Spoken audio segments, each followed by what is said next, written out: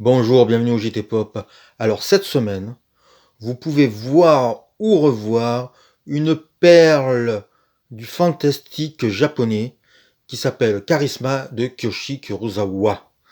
Donc je vais prononcer des mots compliqués parfois, donc soyez gentils avec moi. Donc,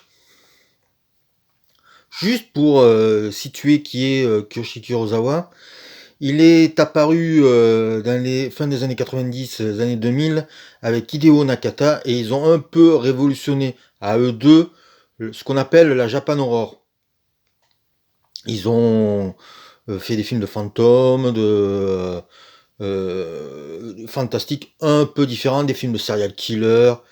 Et Kyoshi Kurosawa en quelques films est devenu ce qu'on appelle un auteur assez estimé, qui a eu la chance d'avoir les honneurs du Festival de Cannes.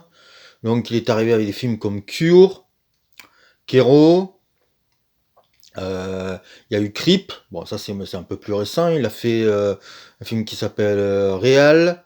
En fait il tourne beaucoup en plus, il a tourné en France un film avec Olivier Gourmet et Tahar Rahim.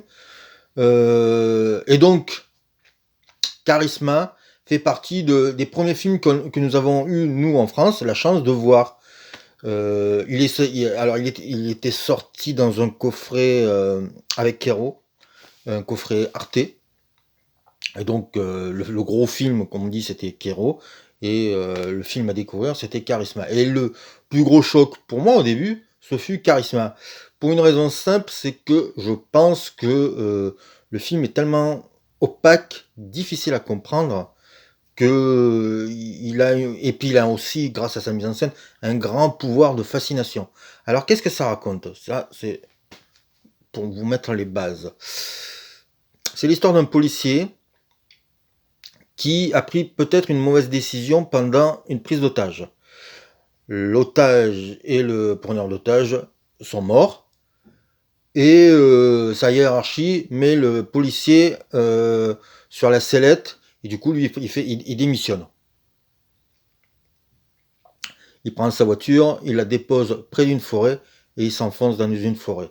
Alors ce qu'on sait maintenant, parce que c'est pas dit dans le film, c'est que quand on s'enfonce dans une forêt, au Japon, c'est souvent pour se suicider.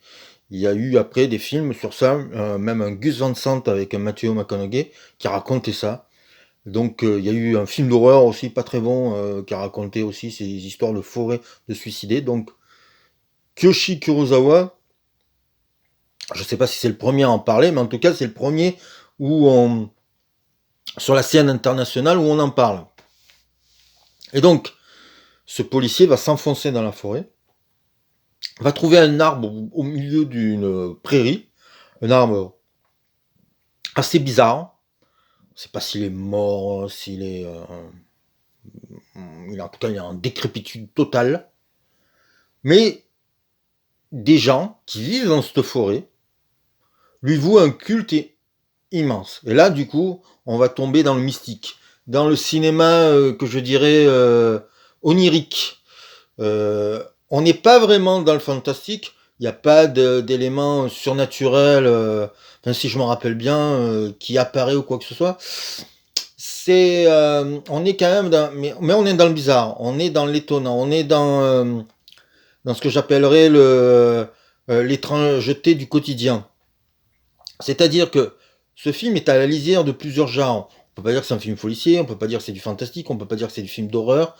Il y a une enquête dans un univers un peu particulier, il y a une description d'un monde, je ne sais pas s'il existe un monde qui vit dans la forêt et qui est très religieux, ou enfin, qu'ils ont leur propre religion. Ça parle, en fait, le film parle énormément d'écologie. Euh, on est voilà dans un film assez opaque, mais alors c'est ce qui pourrait être quelque chose de rédhibitoire, en devient fascinant. On n'est jamais, la mise en scène c'est assez lent.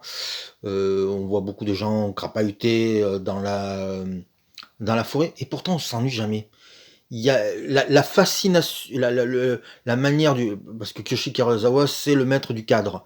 La manière dont il filme, l'arbre, les gens, tout ça, fait que forcément on s'y intéresse. Et puis il y a un art aussi du hors champ chez, Kiyoshi Kurosawa et dans ce film-là, bah, oui, ça donne des choses qui permettent au spectateur de faire lui-même son propre film. Donc si vous voulez voir ou revoir un film pas comme les autres, intéressant, avec un univers très particulier, allez voir Charisma de Kiyoshi Kurosawa.